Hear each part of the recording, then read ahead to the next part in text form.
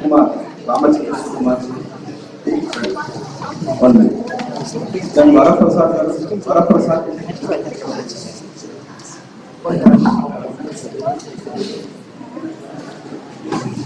Last time not give ID card to Sukumar C was in the US, so he has come. He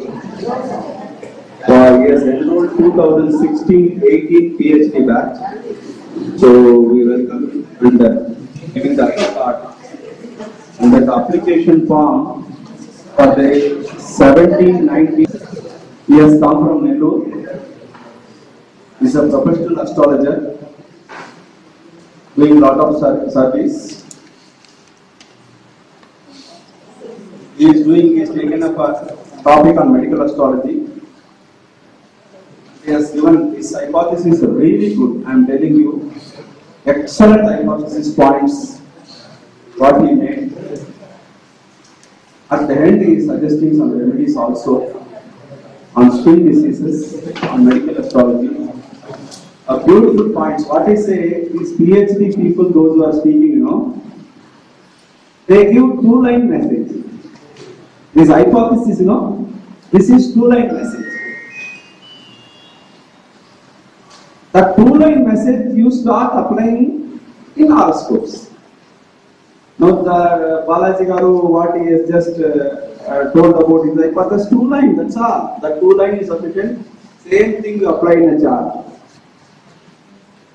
All these our PhD scholars documented, it will be there in our JKR library. Anytime you can come, take the notes of the hypothesis and their reference chart. You can start analyzing it. So here also two hypotheses. This hypothesis, when you read the hypothesis first, you please take everyone, please make a note of the hypothesis. Because hypothesis is a rule. This rule we go home and apply. Because they have applied. Okay? పూజ్య గురువు గారికి పాదాభివందనం. పూజ్య గురువు గారికి నమస్కారం. ముఖ్యంగా మన జేకేఆర్ ఫ్యామిలీ సోదర సోదరి మనందరికీ నమస్కారం. ఇది ఒక ఆత్మీయమైనటువంటి కలయిక. నేను యాక్చువల్గా 2012లో ఒక ఆయుర్వేద డాక్టర్ దగ్గరికి వెళ్ళాను. కూర్చొని మాట్లాడుతూ ఉంటే కొద్దిగా పక్కన ఉండండి సార్ అన్నారు. ఈ లోపల 2 years అమ్మాయిని తీసుకొని వచ్చారు అక్కడికి. ఆ అమ్మాయి ఒళ్ళంతా భయంకరంగా బ్లడ్ కారుతూ పాపు జీవు కారుతూ చర్మం అంతా పొక్కులు వేలిపోతూ ఉంది. 2 సంవత్సరాల పాప.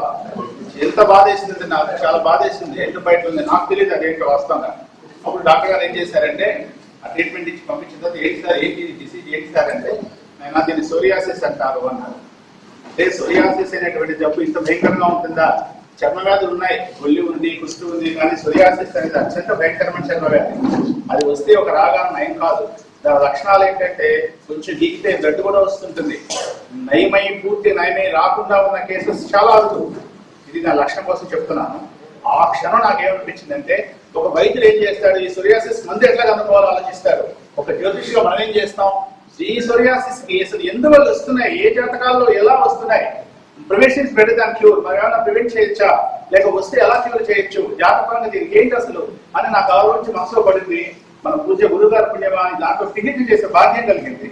కాబట్టి నేను యాక్చువల్గా చెప్పాలంటే పిహెచ్డి మీద 500 జాతకాలు స్టడీ చేశాను. పిహెచ్డి కోర్సు రాకముందు నుంచి నా పని అదే. అందువల్ల ఇష్టంగా తీసుకున్నాను పిహెచ్డి దీంట్లో చేద్దాం. మరి ఇందులో స్ట్రైట్ అవే హైపోథెసిస్కి వెళ్ళిపోతున్నా. హైపోథెసిస్ నెంబర్ 1, ఎక్కడ సోరియాసిస్ ఉంటుంది, అసలు ఎలాంటి జాతకాలు ఉంటుంది. వెరీ వెరీ ఇంపార్టెంట్ పాయింట్ ఏంటంటే హైపోథెసిస్ చెప్పే ముందు చిన్న వివరణ. యాక్చువల్గా మామూలు మనుషులు మనందరికీ చర్మ కణం తయారయ్యి విసర్జక అవయవం ద్వారా బయటకు పోయి చర్మం బయటకు వెళ్ళిపోవాలంటే 28 days పడుతుందండి. కానీ సోరియాసిస్ ఉన్న వ్యక్తికి 3 రోజుల్లో మొత్తం కణం వచ్చి మృత కణంగా రాలిపోతూ ఉంటుంది. ఇది మనకు సోరియాసిస్ ఉన్న తేడా. ఒక నాగు పాము 28 days ఒకసారి పౌర్ణమి రోజు కుబుసం వదులుతుంది. మనిషి సోరియాసిస్ ఉన్న వాళ్ళ వచ్చే పైన చూడండి, చర్మం తీస్తే పాము కుబుసం లాగే ఉంటుంది. పాముకి సోరియాసిస్ కి మనిషికి ఏం రిలేషను ఈ జాతకంలో స్పష్టంగా చూడొచ్చు. ఎట్లా అంటే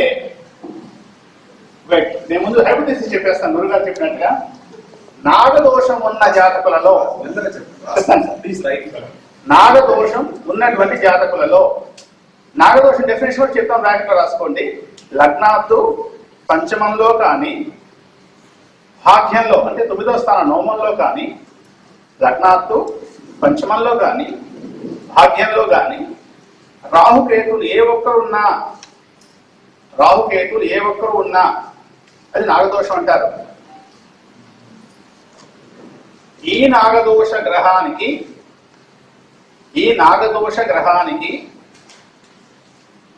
షష్ఠాధిపతి సంబంధం ఉండి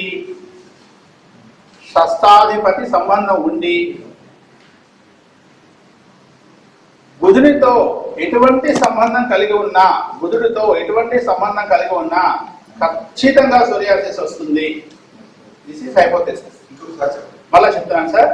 నాగదోషం ఉన్న జాతకాలలో అంటే లగ్నాలు పంచమంలో కానీ భాగ్యంలో కానీ రాహుకేతువులు ఉన్నప్పుడు ఆ రాహుకేతువుకి షష్ఠాధిపతి సంబంధం ఉంటే, ఆ షష్ఠాధిపతికి బుధుడితో సంబంధం ఉంటే ఖచ్చితంగా వీరికి సోరియాసిస్ వస్తుంది. సోరియాసిస్ జాతకాలు చెక్ చేయొచ్చు. ఇప్పుడు అది ఎట్లా అనేది నేను ఓకే సార్, అందరు హైపోథెసిస్ రాసుకున్నారా సార్? మళ్ళా ఒకసారి ఓకే.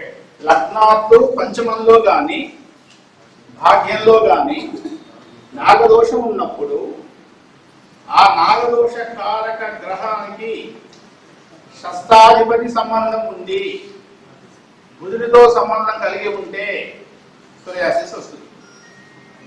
This is hypothesis. చూడండి, నిజంగా ఆ డేట్ ఆఫ్ బర్త్ చూస్తే నిజంగా సార్ మనందరికి హృదయం కరిగిపోదు. ఎంత బాగా చూడండి పాపం. 25/5/2010 ఆ బిడ్డ పాపం మే 25 పుట్టింది. 2010వ సంవత్సరంలో పుట్టింది. ఇప్పుడు కరెక్ట్ గా 7 years ఆ బిడ్డకి. 2 సంవత్సరాలు 2010లో పుట్టి 2012లో డాక్టర్ తీసుకొచ్చారు. ఆ రోజు చూశాను నేను. నాకు ఎంత బాధేస్తుందంటే మనం నిజంగా జ్యోతిష్కులుగా మనం నేర్చుకునే సత్తాన్ని సమాజానికి ఉపయోగించాలని నాకు అదే అనిపించింది ఆ రోజు. చూడండి సార్, 25/5/2010 4:26 సాయంకాలం నెల్లూరు. డీటెయిల్స్ రాసుకోండి సార్. మీరు ఇంట్లో మీరు కూడా క్రాస్ చెక్ చేసి ఇంకా మీరు దర్శనం చేయొచ్చు. Right sir. ఈ జాతకంలో ఓకే సార్ చెప్పంటారా? ఇంకా హైపోథెసిస్ రాసుకున్నారు కదా? Okay sir. ఈ జాతకంలో బాగా చూడండి, తులా లగ్నంలో పుట్టింది. లగ్నాత్తు భాగ్యంలో అంటే 9వ స్థానంలో ఒక్క విషయం అవుతున్నాను ఇక్కడ. 9వ స్థానం అన్నాం. దిస్ ఈస్ పంచమం భావం. పంచమం ఆరోగ్య స్థానం. అక్కడ పోయి కేతు రాహువులు ఎవరన్నా ఉన్నప్పుడు గురు దృష్టి లేదనుకోండి రాహుకేతు మీద నాగదోషం విపరీతం ఉంటుంది. ఆ విపరీతం పక్కన పెడితే కేతు ఏ నక్షత్రంలో ఉన్నాడు కింద చూడండి. బృహస్పతి రాశాను 3 డిగ్రీల 24 భాగాలు 29 లిప్తా. అంటే మీకు చెక్ చేసుకోవచ్చు చక్కగా. కేతు వచ్చేసేసి 20, 14, 30 పునర్వసు ఒకటో పాదంలో ఉన్నాడండి కేతు. పునర్వసు ఎవరి నక్షత్రం? నక్షత్రం. పునర్వసు విశాఖ పూర్వభద్ర. అంటే ఇక్కడ నాగదోషకారక కేతువు షష్ఠాధిపతి నక్షత్రంలో ఉన్నాడు అంతే కదా. పునర్వసు గురువు షష్ఠాధిపతి నక్షత్రం ఉన్నాడు. సో ఇక్కడ నాగదోషకారక కేతువు షష్ఠాధిపతి నక్షత్రంలో ఉంది. ఓకే. కేతు ఎక్కడ ఉన్నాడు చూడండి. ఏ రాశిలో ఉన్నాడు? 9లో. బుధ రాశిలో ఉన్నాడా? బుధుడు రాశిలో ఉన్నాడా? బుధుడు ఎక్కడ ఉన్నాడు చూడండి ఒకసారి స్ఫుటం చూడండి. బుధుడు ఎక్కడ ఉన్నాడు? ఏ నక్షత్రం మీద ఉన్నాడు? అశ్విని 4. అది ఎవరిదని? నాగదోషకారకం. అది చూసారా? సో ఇక్కడ మనం అనుకున్నట్టుగా లగ్నాత్తు భాగ్యంలో కేతు ఉండి షష్ఠాధిపతి యొక్క నక్షత్రంలో ఉండి బుధుడి క్షేత్రంలో ఉన్న బుధుడిపై మళ్ళా నాగదోషకారక అక్కడే ఉన్నాడు చూడండి. పంచమార్పతి. అందువల్ల బుధుడు వచ్చి ఇప్పుడు కూడా చంద్రరోగ కారకుడు బుధుడండి. ఆ అమ్మాయికి సోరియాసిస్ వచ్చింది. అయితే సివియర్ గా ఉందని చెప్పానే. బాగా చూడండి, చంద్రుడు బుధుడు కలిసిగాను ఉంటే అలాంటి వాళ్ళకి ఇంకా సివియర్ అవుతుంది. ఎందుకంటే చంద్రమా మనసు ఎంత అన్నారండి. మానసిక స్థాయికి కారకుడు చంద్రుడే. సోరియాసిస్ వచ్చిన చూడండి, పెద్దవాళ్ళు చూడండి, చిన్నపిల్లలు పట్టుకోలేదు మీరు. ఉంటే విపరీతం కోపం ఉంటుంది, లేదా విపరీతం ప్రేమ ఉంటుంది. ఇది చంద్రుడి ద్వారా వచ్చింది. జలరాశిలో స్వక్షేత్రంలో చంద్రుడు అంటున్నాం. మీకు అక్కడ గమనించలేదు. పంచమా షష్ఠాధిపతి చంద్రుడు తన స్వక్షేత్రంలో కుజుడితో కలిసి ఉన్నాడు. కుజుడు బ్లడ్ కారకుడు. సోరియాసిస్ వచ్చిన వాళ్ళకి ఎప్పుడు బ్లడ్ పోజింగ్ ఉంటూనే ఉంటుంది బాబు. చర్మం వెళ్ళిపోతుంటుంది, రక్తం కనిపి మందులు వస్తూనే ఉండాల్సిన వాళ్ళ పరిస్థితి పాపం. సో ఇక్కడ చంద్రుడు కుజుడు కలిసి ఉండడమే కాదు, ఒక్కసారి చంద్రబుధ నక్షత్రాలు చూడండి ఎక్కడున్నారు. చంద్రుడు ఎక్కడున్నాడు? కుజుడు ఎక్కడున్నాడు? ఇద్దరు ఆశ్లేషాలు ఉన్నారు. ఆశ్లేష అధిపతి ఎవరు? కుజుడు. మరి ఇంకా చూడండి, మీకు ఎంత బాగా మనకి ఎంత చక్కగా స్పష్టంగా అనిపిస్తుందో. సో సోరియాసిస్ ఇంత విపరీతంగా ఇది ఎందుకు పట్టుకోవాలంటే మనకు ఒక జాతకం పోస్ట్ మార్టం చేసినందుకు ఉపయోగం ఏంటంటే ఈ రోజుతో మనం ఇంకేదో ప్రివెంట్ చేయొచ్చా. బిడ్డ పంటలకు వస్తారు జాతకం, నా పని ఇదే. ఏమన్నా పిల్లలు పెట్టమని చెప్పి చేస్తారు, నేను జాతకం వేస్తా, వాళ్ళు నక్షత్రం వాళ్ళకి ఇచ్చేస్తా. నేను నా రీసెర్చ్ పెట్టుకుంటే ఈ అమ్మాయి కన్నా సోరియాసిస్ వస్తుందేమో, వస్తుందా అబ్బాయి సోరియాసిస్ వస్తుందేమో అనుమానం ఉందనుకోండి, నేను సోరియాసిస్ అని చెప్పను, దాని పరిహారాలు అప్పుడే ఇచ్చేస్తున్నా. ఎలా ఉంటాం, చిన్న ఎగ్జాంపుల్ చెప్పాలి. ఫర్ ఎగ్జాంపుల్ మనకు తెలుసు బాలాష్ట దోషాలు ఉన్నాయి. చంద్రాష్టమంచ ధనీజ సప్తమంచ రాహుర్ణమంచ సరిజన్మ గురుస్మృతి అర్కస్పంచ విషద్భుత చతుర్థే కేతువేస్తుతో వర్ణాయ సజ్జ. ఈ బాలారిష్టాలన్నీ చెక్ చేయడం ఎందుకంటే ఇలాంటి సోరియాసిస్ ఉన్న వాళ్ళకి బాలారిష్టాలు ఉన్నాయనుకోండి, సోరియాసిస్ చాలా తీవ్రమయ్యి చాలా ఇబ్బంది పడాల్సి వస్తుంది. అలా కూడా మనం లింక్ చేసుకోవాలి. ఓకే సార్, టైం తక్కువ ఉంది కాబట్టి కంక్లూడ్ చేస్తాను సార్. ఈ సోరియాసిస్ ఉంది కదా, మరి మనం ఏం చేసాం, ఏం పరిహారం చేసి తగ్గించవచ్చు, ఇది చాలా ఇంపార్టెంట్. సోరియాసిస్ తగ్గించాలి అంటే మనం ఫస్ట్ చేయాల్సింది diagnosing is very very important rather than giving medicine. ముందు డయాగ్నోస్ చేసాం కదా, ఏమని పెట్టాం మనం, షష్టాధిపతి నక్షత్రంలో